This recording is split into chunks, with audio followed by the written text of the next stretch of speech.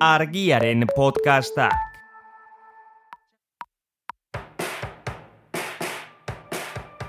Menda bikoitza, Garbiñelarrearen podcasta. Sendabelarrei buruzko bitxikeriak, erabilera praktikoak eta belarren munduan aritua eta aditua den jendeari elkarrizketak. Bi astelenean behin argia.eu zen.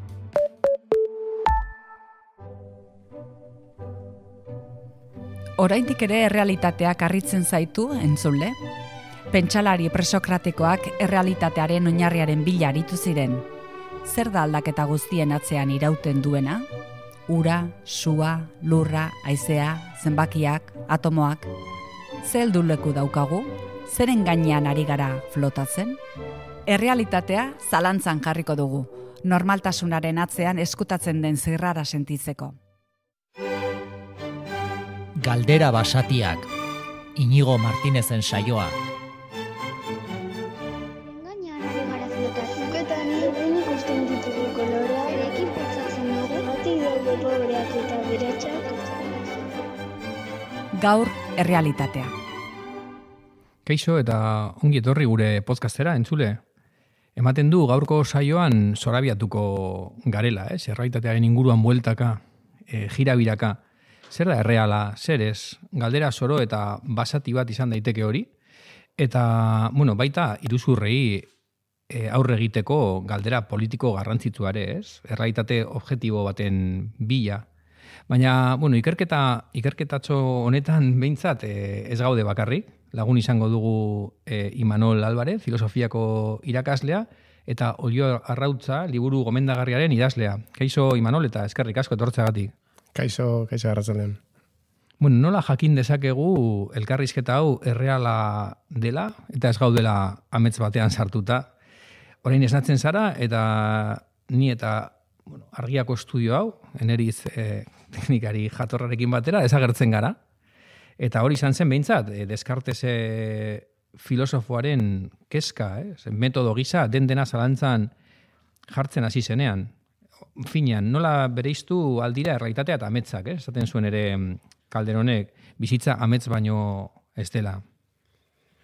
Zer uste duzu? Ber, pixkat kontrara hasiko naiz, elkarrizketarekin, ze badakit olako galderak, Descartesen atartean, edo zentzumenen inguruan, zalantza horiek, hainbat filosofok planteatu dituzte, eta uste dut jende gehienak duen filosofatzearen ideiarekin bat egiten dutela, filosofoaren estereotipo bat, elikatzen dutela. Baina niri egia esan, hainbeste ez zaizkit interesatzen. Uste dut ikusgarriak direla, batez ere horiek pertsepzioarekin lotutakoak eta, baina eguneroko gatazketan presente daudenak beste batzuk dira, errealitatearekin lotutakoak. Azken finean, zentzumenak eta arrazoia dira gure ezagutzeko tresnak. Eta ez dira absolutoak, baina ditugun honenak dira. Orduan, hainbeste galdera egitea hori buruz ez dakit merezituen, ez?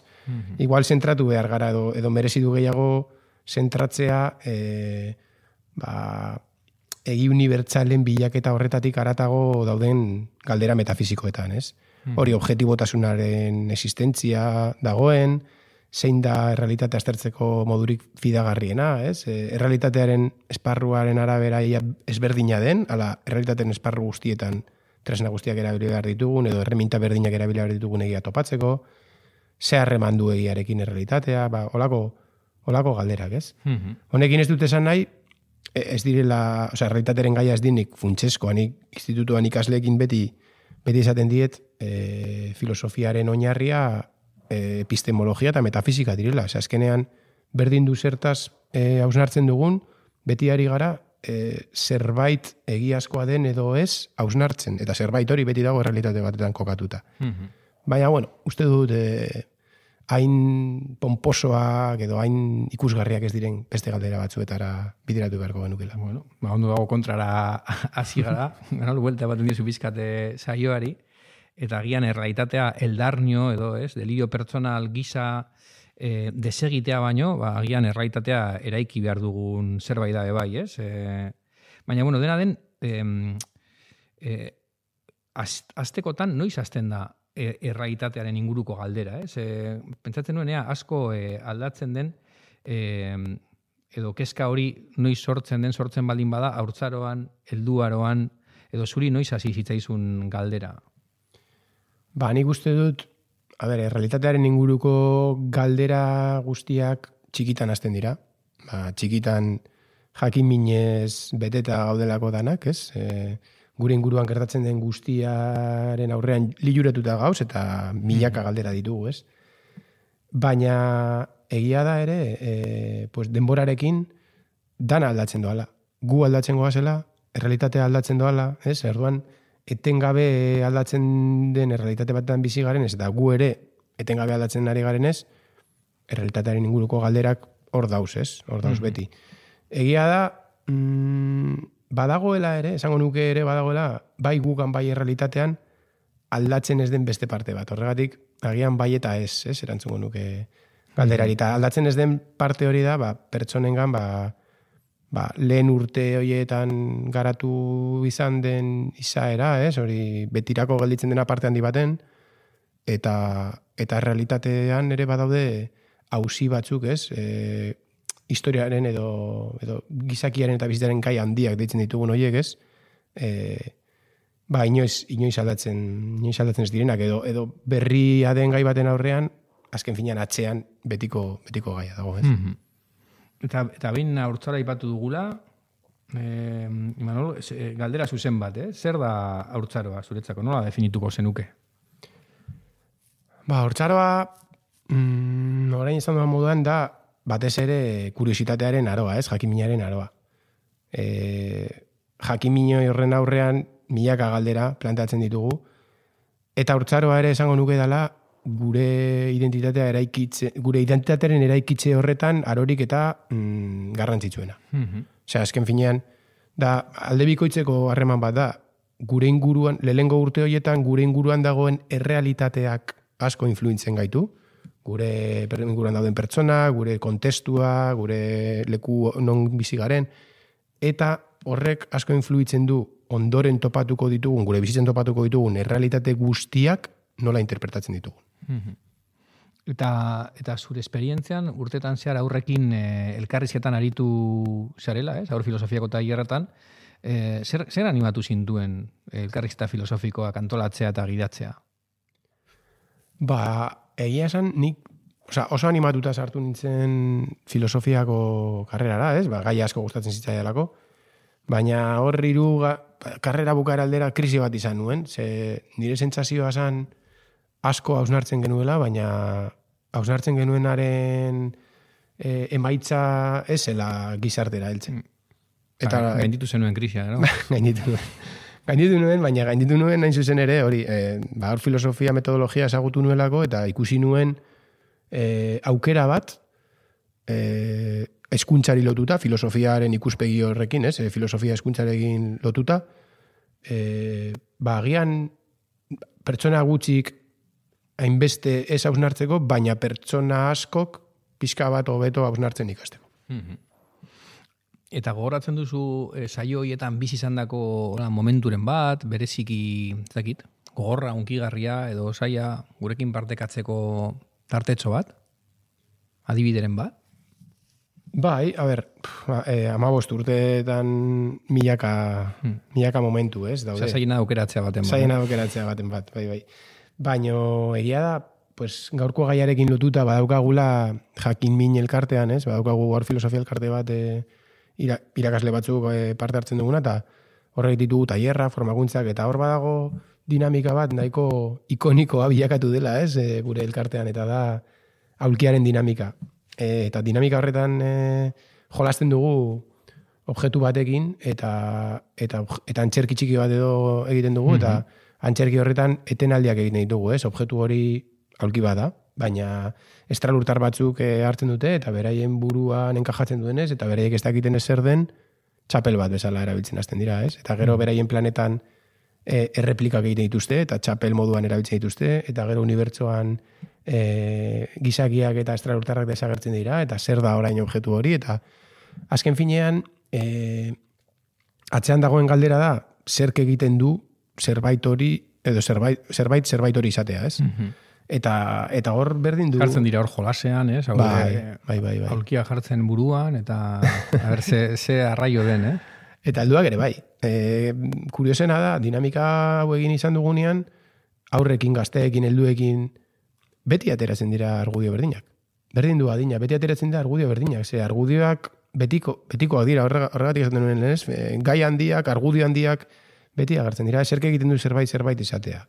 Bere helburuak, bere jatorriak, bere sortzaileak, funtzioak, gehiengoak nora erabiltzen duen, bere izenak, azkenean, berdin du adina.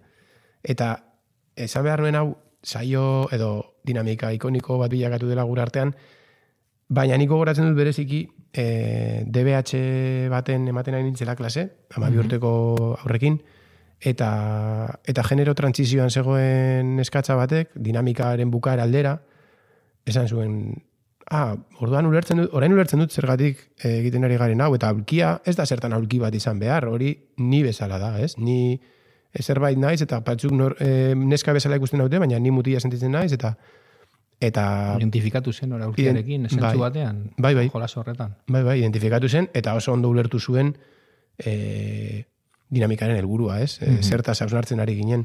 Egia da gainera... Nork definitzen duen errealitatea hori. Nork definitzen duen errealitatea. Egia da ere bai, objektuen kasuan, problematikoa baldin bada, imaginatu pertsonen kasuan, edo herrialdeen kasuan, adibidez. Bai, zailkapen horiek nola egiten diren, ze botera harreman dauden. Biderkatu egiten da komplikazioa. Eta, gaurkoan zuk aurrekin gidautako galdera konkretu baten inguruan arituko gara, gaudeia, ez? Horrekin hasi gara, zer da errealitatea. Baina gaiaren inguruan jarraitzeko eskatuko nizuke kanta bat, pizgarri gisa, eta zein aukeratzen duzu, eta gero pizkate igual azaldu aldi guzu zergatik aukeratu duzu. Guazen lehenengo kanta entzutera, zein da?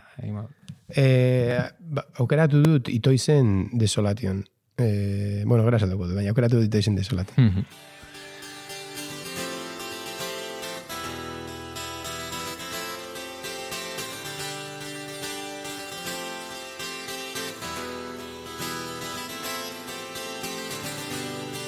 Esaten duen eiztegi batik Solamendu itza latinezko Solatio hartati datorrela Genitibos de solationis No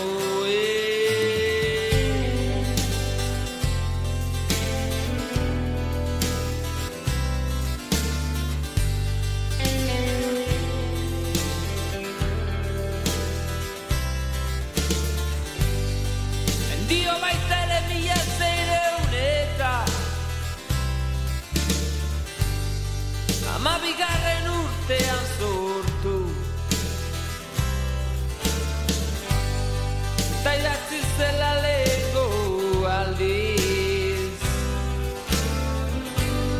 Atzerra txuri baten lumaz Ta bere izan aiak direla Bakarda de ruina Ondamin baino ordez dio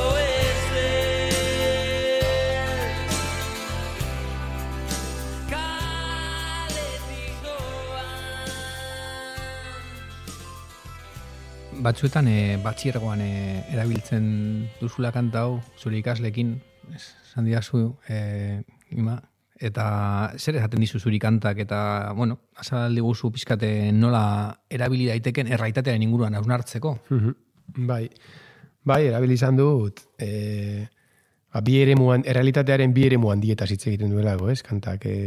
Azten da pizkat desolamenduaren kontzeptua hurbilketa arrazional, kultural batetik, ez, aztertzen, eta hori esaten du, definitzen du, bere jatorria, kontestuan jartzen du, ez, kontzeptua, baina gero kantaren bigarren partean errealitate bat ulertzeko alderdi objektibo horretaz gain, alderdi subjektiboa behar dugula ere aldarrikatzen du, ez? Leloan hori kasu honetan, hori izaten dut desolamendua sentipen bat dela, eta pixka bat ezin izango dela, errealitate batzuk ezin izango direla inoiz ulertu, bizipenik gabe, esperientziari gabe, ez? Orduan,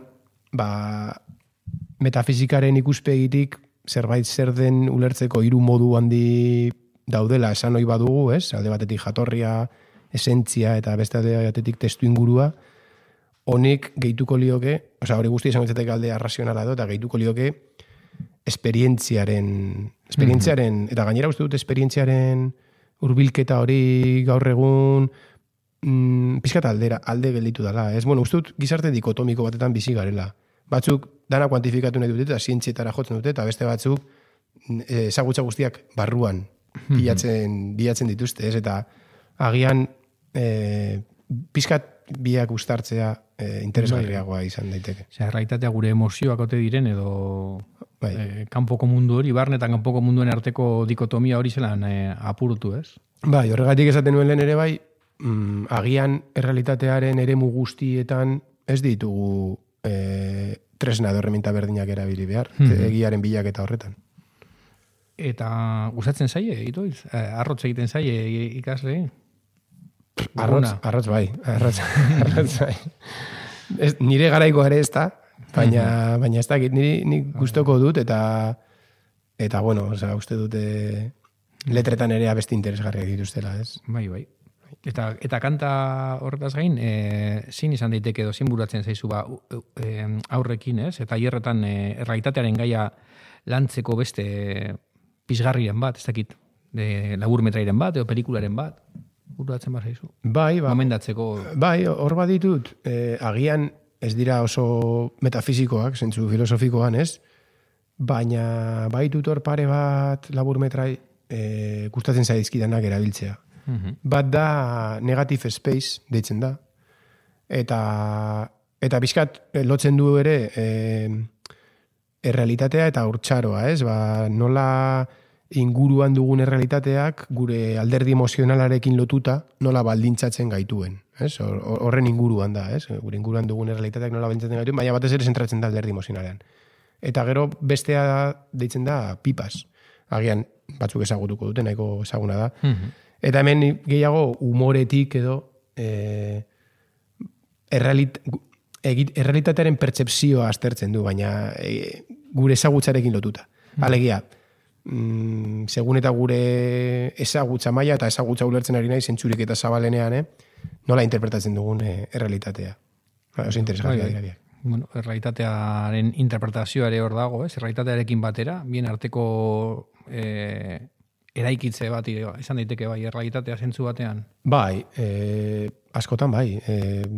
Normalean ulertzen dugu errealitatea eta egiaren bilaketa zientziari lotutako zerbait bezala, baina egiaren teoria asko daude eta errealitatearen hurbilketak ere oso desberdinak izan daitezke esparruaren arabera esango nuke batez ere. Hore aipatu dituzu, esparru batzuk eta errealitatearen korapilo horretan, zenan aldatzen da errealitatea historikoki, kulturalki, psikologikoki, oso bestelako errealitateak agian pluralean, egon daitezke. Eta, bueno, pizkat aritu gara horren inguruan, baina bada errealitate objektibo bat, muturrera ematen badu kontua soilik daude norbanakoen burbuiak, ez? Bakoitza bizi gara gure munduan sartuta, gure errealitatean, baina karo horrek ere komunikazioa ezinezkoa ingo luke, ez? Orduan, bueno, berriro ere pizkate dikotomian gaude agian, Imanol. Nik uste du dikotomian atrapatuta eta zoratuta gabiltzala azken hamarkadan, ez? Agian errealitatea holan oso modu simplean esateko 3 banatuko genuke, ez? Edo errealitatearen azterketa 3 banatuko genute, 3 planotan.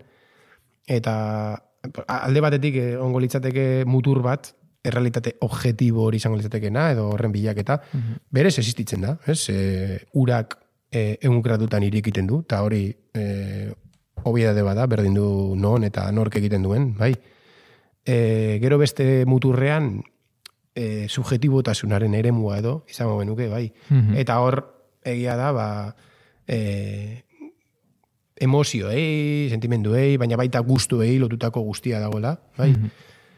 eta ere individuala edo bai, azken finean norberaren kontuak edo norberaren zera direnean, baina erdian dagoen tarte hori, intersubjetiboa den hori, objetibotasunaren eta subjetibotasunen artean gelditzen den guzti hori eta gure elkarbizitzarekin lotutako errealitateekin lotuta dagoen hori da benetan gatazkatsua dena, gatazkatsua dena guretzat. Eta uste dut, ulertu behar dugula, eremu hori ez dela objetibotasunak bilatzeko lekua, ze gure bizitza askotan ez da horrela, eta gure arazoak ez dute erantzun objetibo bat, baina batzutan ere ezin gara jauzi subjetibotasun muturreko horretan, bestela ez ere eraikitzea ezinezkoa da.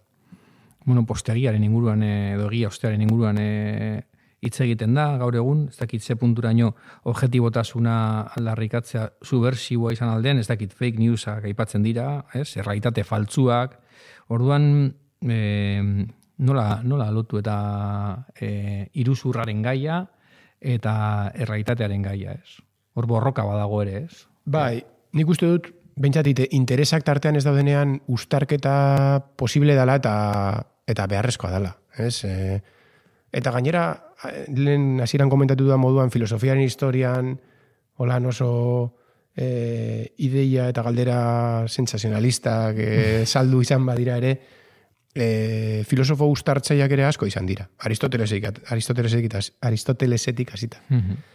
Orduan, gaur egungo gizartean, pizkat desinformazioaren gizartea bilakatu da. Hain zuzen ere, hainbeste informazioaren artean oso zaila delako, egia topatzea, egia existitzen baldin bada, edo behintzat aurrera egitea ahalbidetzen digun zerbait. Ze batzutan ere konturatu behar gara, egiak mugatuak direla gizakiontzat. Gure esparru intersubjetibo horretan. Zuze baratuko zenuke gehiago, Imanol, aurrekin solasaldietan, errealitatea desaraikitzea edo saiatzea errealitate bat eraikitzen elkarrizketa horretan. Objetibotasun puntu bat taldean onargarria diren kontu batzuk edo... Biak behar dira. Zer behar dute gehiago igual aurrek? Biak behar dira. Ez zindut erabaki. Uste dut gainera esan duzunaren atzean pentsamendu kritikoa eta pentsamendu autonomoaren kontzeptua daudela. Errealitateak deseraikitzea ere beharrezkoa da, pentsamendu kritikoa beharrezkoa da, gauzak zalantzan jartzea beharrezkoa da. Eta baita norberarenak, ez ahaztu hori, azkenean oso horrez jartzen ditugu zalantzan besteenak, baina ni sartuta nagoenean leku batean edo ideia batetan hor zailagoa da, ez? Baina gero, eta aldi berean, beharrezkoa da ere, alternatibak eta egi propioak eraikitzen, edo diskurtso propioak eraikitzen saiatzea, ze bestela gelditzen gara erdiarekin bakarrik, eta erdiarekin bakarrik ez da gorekarik. Eta horretan burua torkit igual lotura bat, errealitatearen eta sinesmenen artean, aipatu ditugu fake newsak, baina bueno, badira hor terraplanistak edo politikari estralurtarrak, eta iruzurra ematen dute, baina bueno, badira pertsona asko sinesten dutena gauza hoien inguruan, haientzat erreala da, ez? Eta orduan ze funtzio dauka sinesmenak gure bizitzan, eta aipatu daiteke ere haurtzaroarekin gaudela olentzeroaren inguruan, ez? Sinestea, ze punturaino sinesmen kolektibo batzuk laguntzen duten? Pizkat hasieran komentatu dudan bezala, nik galdera hoien, edo posizio hoien aurrean,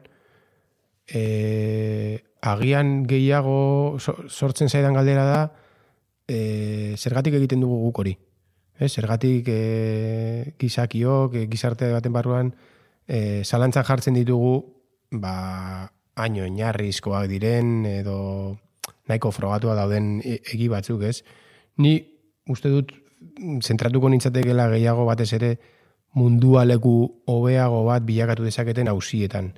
Bai, esan nahi dut, mundua plana edo berobia den erantzuteak ez du ezer aldatuko mundu honetan. Politikariak estralurtarrak diren edo ez jakiteak, ere ez, nik jakin nahi duena da zer esaten duen politikariak eta zergatik esaten duen eta zer egin dezakedan mezu horren aurrean. Bai, niretzat, ez dakit, hainbeste buelta ematen dizkigunean horrelako hausiei, galdera izpilu bat jarriko nuke eta galdera guregana bueltatuko nuke. Zergatik gizarte moduan gaude hain tematuta orain kontu horiekin. Uste dut, postmodernitatearen ezaugarri bat bada, ez? Azken finean, estetizismoa eta relativismora itxultze hori, ez? Dena zalantzan jartzea edo dena relatiboa dala, ez? Esatea. Ikuspegi guzti, azken finean, oinarrizko jakintza asko zalantzan jartzen dituzten, edo realitatearen ikuspegi guztiak maila berdinan jartzen dituzten ahotsak, bai, zabaldu dira, denok dugu gure iritzia emateko eskubidea, bai, baina iritzi guztiak ez daude maila berdinan, eta hori ere ulertu behar dugu, ez? Gai ezberdinetan, adituak daude, ikerketak egite dituzte, jakintza maila ezberdina daude, horrek ez du esan nahi, diskurtso ofizialak sinistu behar ditugunik beti, baina badira, ez, egin dituzten ikerketagatik, edo sartu dituzten orduengatik, edo egin duten lanagatik, ez? Eta uste dut, fidatu behar garela ere pizkat, ez? Gizarte baten barruan, fundamentuz antolatzen den aditu kontzeptu batetaz.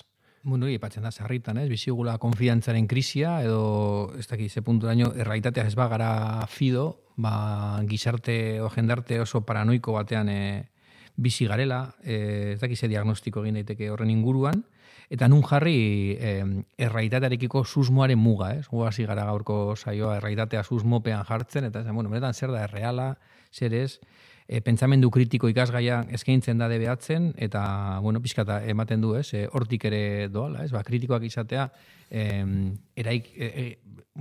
ematen diguten errealitatearekin, baina berez gauza ona da, edo nun dago muga, ez, gehiagizko mesfidantzarako joera. Gehiagizko mesfidantza, berez hitza esan duzu, ez? Gehiagizko esaten dugunean ja, da ona ez dala. Kritikotasuna beharrezkoa da. Ni oso aristotelikoa na zentzu horretan, eta beti erdibidea hitz egiten dut, ez? Egia da, erdibidea beti ez dago erdian, eta hor dago konplexutasuna, ez?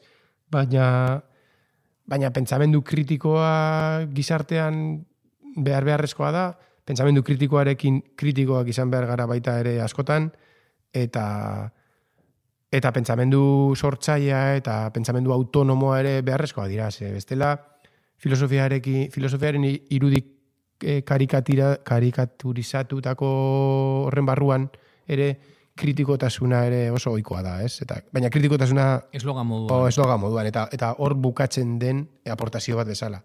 Kritikotasunak eskatzen ditu alternatibak, bai? Eta pentsamendu alternatibak eraikitzea.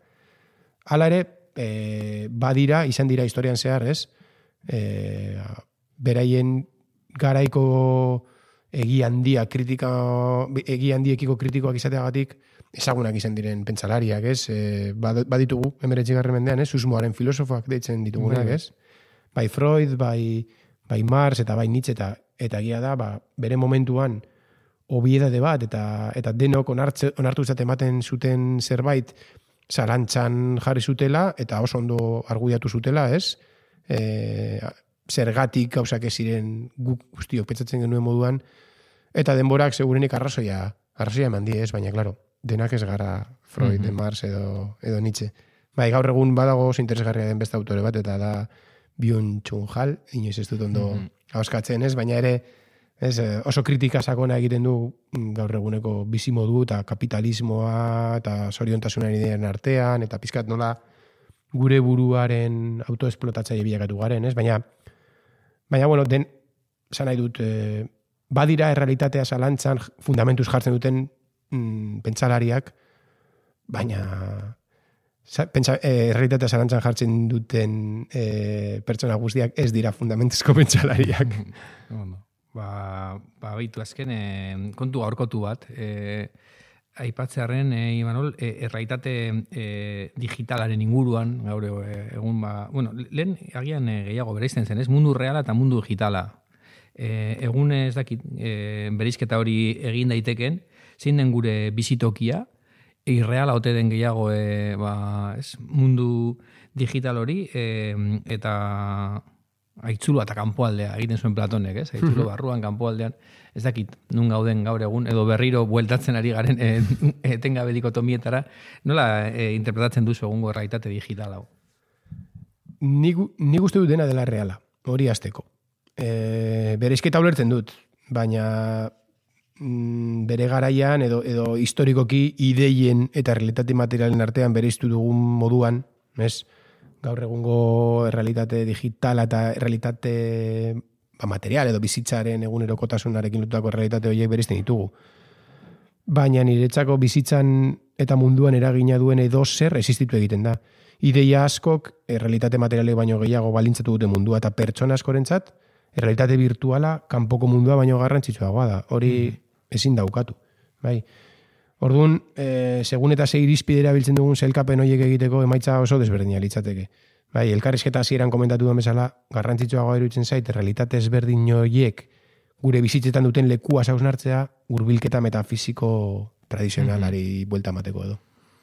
Bueno, horrela joan gara ere gaurko saioa eraikitzen, eta hitzen bidez, dakize punturaino hitzak ere diren gure adreilua, gure errealitatea eraikitzeko modua, ze punturaino ere aipatu zuen errealitate digital edo virtual horretan saioak bai presentziala diren, ez, aur filosofietako saioak, eta horrek ere badauka bere pisua, ez, hori mantentzea behintzat.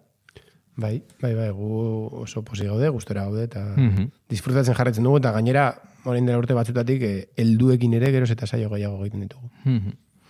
Eskerrik asko, Imanol, gaur gurekin egoteagatik. Mila esker, zuri. Eta, horren inguruan esan bezala, ez? Hitz egin, pentsatu eta zeratik ez sentitu dugu gaia, eta Eduardo Galeanok aipatzen zuen gu gizakio garela bihotz pentsalariak, eta, horrela aurreratzen dugu apur bat urrengo saioa, sentimenduen inguruan arituko garelako bertan. Oso ondo izan. Argiaren podcastak. Podcast hau libre eta doan zabaldezakegu Argiaren komunitatea osatzen duten milaka lagunek proiektua diruz babesten dutelako. Zuk ere kazetaritza independentea babestu nahi baduzu, egin Argiako kide.